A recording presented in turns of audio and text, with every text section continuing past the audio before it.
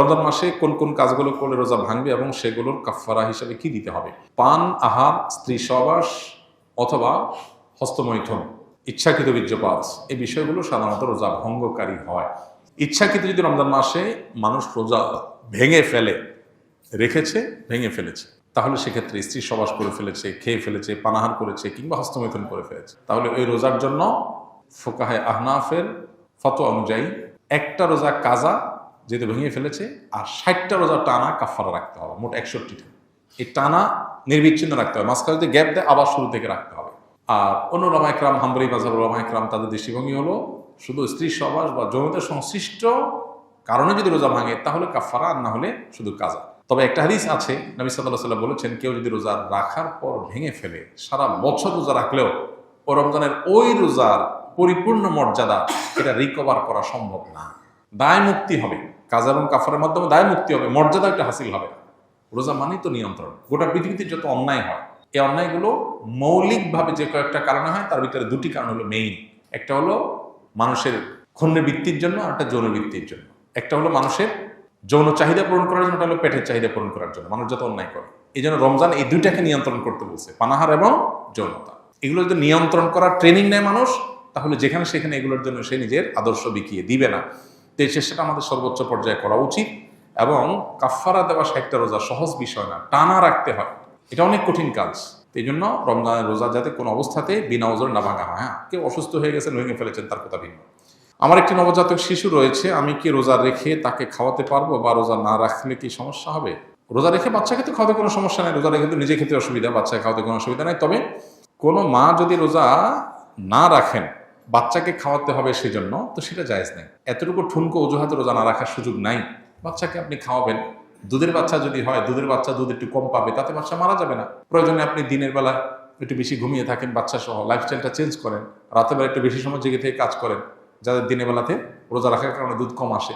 বিভিন্নভাবে আমরা এটা রিকভার করতে পারি, বিকল্প খাবারের ব্যবস্থা করতে পারি। হ্যাঁ, কোনো রাস্তা যদি না থাকে, মরণাপন্ন হয়ে যায়, আল্লাহ না করুক, এরকম রিস্ক করলে তখন রোজা না রেখে অন্য সময় রোজা রাখার সুযোগ আছে। আমার বাবা চোখের জেনা করে, মহিলাদের সাথে শয়তানি করে, এখন আমার করণীয় কি? আমার বাবাকে দেখলে ঘৃণা লাগে, তার সাথে কথা বলতে মন চায় না। খুবই দুর্ভাগ্যজনক এবং অত্যন্ত লজ্জাজনক একটা বিষয়। কত বিচিত্র এই পৃথিবী দেখেন, কত বাবা মা সন্তানকে বিপদগামিতা থেকে বাঁচাবার জন্য লড়াই করেন। আছে না অনেক বাপ মা, ছেলেটা নষ্ট হয়ে গেছে, পাগলের মতো অস্থির। বেশিরভাগ ফ্যামিলিতে তো এইটাই হয়। কিন্তু এই প্রশ্নে আমরা দেখলাম উল্টাটা, যে বাবা বেলায়নে যাচ্ছে, বা ছেলের মধ্যে আল্লাহর ভয় আছে, বা ছেলের মধ্যে সততা তাকওয়া আছে, তে সে এই গুনাহের প্রতি ঘৃণাবোধ তার তৈরি হয়েছে, বাবার কর্মে সে বরং বিব্রত এবং অস্বস্তিতে আছে। আমরা দোয়া করি আল্লাহ তাআলা তার বাবাকে পরিপূর্ণভাবে ইসলাহ এবং সংশোধন করে দেন। যে ভাই প্রশ্ন করেছেন তাকে বলবো, বাবা মা এরকম আমাদের সিনিয়র কেউ যদি কোনো গুনাহে, কোনো অন্যায় লিপ্ত থাকে, খুব স্বাভাবিক আমাদের কষ্ট লাগবে। এই কষ্টের কোনো সীমা নাই, কিন্তু মনে রাখতে হবে দিন শেষে আমরা আল্লাহর গোলাম, আল্লাহর দেওয়ার সীমা আমরা ক্রস করবো না। বাবা যদি অন্যায় করে, বাবাকে আমি বোঝাবার মতো হলে আমি বোঝাবো, আর যদি এ অন্যায় নিয়ে আমি বোঝাবার মতো না হয়, তাহলে অন্য কাউকে দিয়ে বোঝাবো। মাকে বললাম, অন্য কাউকে বললাম। আমার বিভিন্ন প্ল্যান থাকবে, মসজিদের ইমাম সাহেবের সাথে একটু দোস্তি করে, খাতির করে তাকে দাওয়াতি কাজে লাগিয়ে দিলাম, যে আমার বাবার দিকে আপনি একটু মনোযোগ দেন, তাকে একটু দাওয়াত দেন। যারা এলাকাতে দাওয়াতি কাজ করেন, বিভিন্ন ইসলামিক অর্গানাইজেশন, মুভমেন্ট, দাওয়াতি কাজের সাথে আছেন, তাদেরকে ধরাই দেন, তারা যেন আপনার বাপকে টার্গেট করে দাওয়াতি কাজ করে তাকে যেন ইসলাহের উদ্যোগ নেয়। আপনি বিভিন্ন প্ল্যান করেন, আর সেই সাথে চোখের পানি ফেলেন। মনে রাখবেন, আবু হুরায়রা রাদিয়াল্লাহু তাআলা আনহুর চোখের পানি তার মায়ের হেদায়েতের কারণ হয়েছিল। যাই না আমরা নবীজির কাছে এসে বলছেন, ইয়া রাসূলুল্লাহ একটু দোয়া করেন আমার মায়ের জন্য, আমার মা ইসলাম গ্রহণ করে নাই এখনো, আমাকে প্রচুর মারধর করে, আমি মুসলমান হয়েছি সেজন্য। নবী সাল্লাল্লাহু আলাইহি ওয়াসাল্লাম দোয়া করে দিয়েছেন, আল্লাহ আবু হুরায়রার মাকে তুমি হেদায়েত দাও। বাসায় যায় দেখে মা ইসলাম গ্রহণ করার জন্য প্রস্তুত। তো এই জন্য দোয়ার প্রতি ইয়াকিন থাকতে হবে। নবী সাল্লাল্লাহু আলাইহি ওয়াসাল্লাম বলেছেন, আল্লাহর কাছে দোয়া করবা ইয়াকিন নিয়ে, যে আমার দোয়ায় কাজ হবে।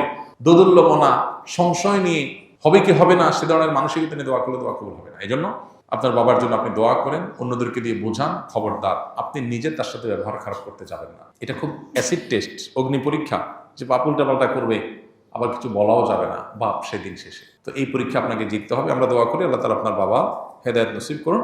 চেষ্টার পরেও যদি তিনি তার পথ থেকে ফিরে না আসে, তাহলে সেক্ষেত্রে আপনি সন্তান হিসেবে যতটুকু সম্ভব তাকে আপনি যতটুকু বলতে পারেন, কিন্তু সেটা যেন সীমানা ছাড়িয়ে না যায়, লক্ষ্য রাখতে হবে। কেউ রমজান পেল কিন্তু গুনাহ মাফ করাতে পারলো না, তার জন্য ধ্বংসের বদদোয়া করেছেন জিবরিল নবী সাল্লাল্লাহু আলাইহি ওয়াসাল্লাম বলেছেন আমিন, আমি এটাকে সমর্থন করি। তার মানে জিবরিলের দোয়াতে নবী সাল্লাল্লাহু আলাইহি ওয়াসাল্লামের সমর্থন, এই দোয়া তো বিফলে যাবে না। তার মানে রমজান পেয়েও যদি আপনি মাফ না পান, তাহলে ধ্বংস কেউ ঠেকাতে পারবে না, এটা চরম একটা দুর্ভাগ্য।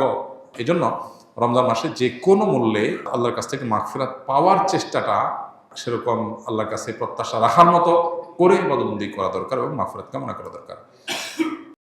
আসুন্নাহ ফাউন্ডেশন, উম্মার স্বার্থে সুন্নাহর সাথে।